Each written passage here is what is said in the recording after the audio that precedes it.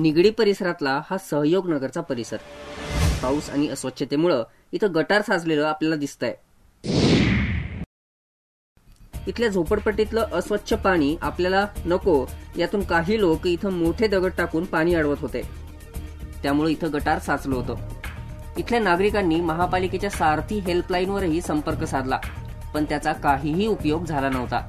इथल्या नागरिकांनी हा प्रश्न सोडवण्यासाठी अधिकाऱ्यांकडे संपर्क साधला, पण ते सुद्धा हा प्रश्न सोडवण्यात असमर्थता दाखवत होते. अखेर KB9च्या प्रतिनिधीनं स्थानिकांच्या मदतीनं अधिकाऱ्यांना याबाबत जाब विचारला आणि दुसऱ्या दिवशी जादूची कांडी फिरवल्याप्रमाणे हा परिसर स्वच्छ झाला.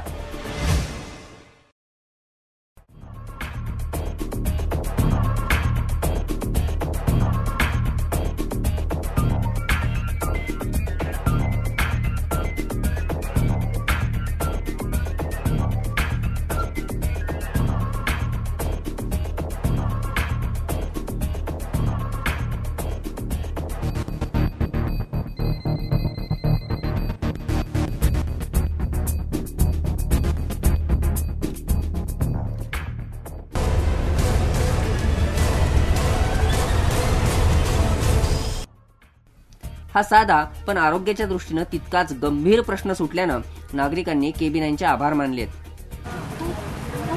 समस्या खूपच हे होती, खूप खराब होती. एखाद्याचा सॉल्व्ह केल्याबद्दल धन्यवाद.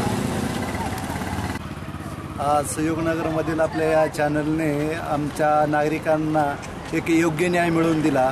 त्याबद्दल आम्ही या चॅनलचे आभार मानतो की ज्या समस्या होत्या की गटाराचे जे पाणी होतं रस्त्यावर जात होतं आणि त्यामधून लोकांना होणारा जो त्रास होता तो सगळा वाचला आहे. त्याबद्दल आम्ही या चॅनलचे आणि सर्वांचे आभार मानतो आम्ही. थँक्यू.